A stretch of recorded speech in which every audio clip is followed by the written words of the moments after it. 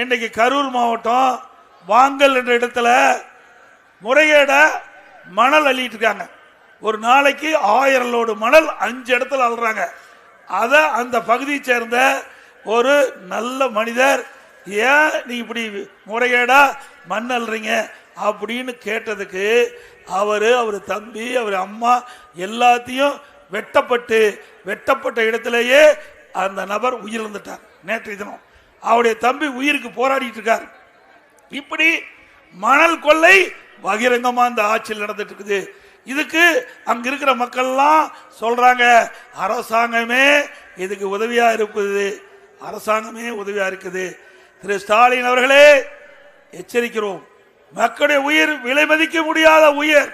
வேண்டுமென்றே திட்டமிட்டு மணல் கடத்துவதற்கு இந்த அரசாங்கம் துணை நின்றால் எதிர்காலத்தில் அதுக்கு பதில் சொல்லியே ஆக வேண்டும் என்பதை நேரத்தில் எச்சரிக்கிறோம்.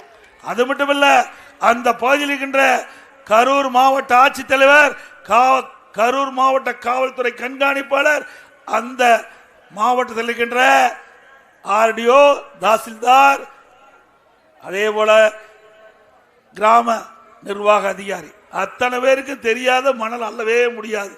ஆக நீங்கள் கட்டுப்படுத்த தவறிய காரணத்தினால் அங்கிருக்கின்ற ஒருவர் அந்த மணல் கொள்ளையை தடுக்க முற்பட்ட போது அவர் உயிர் இன்றைக்கு போயிட்டது.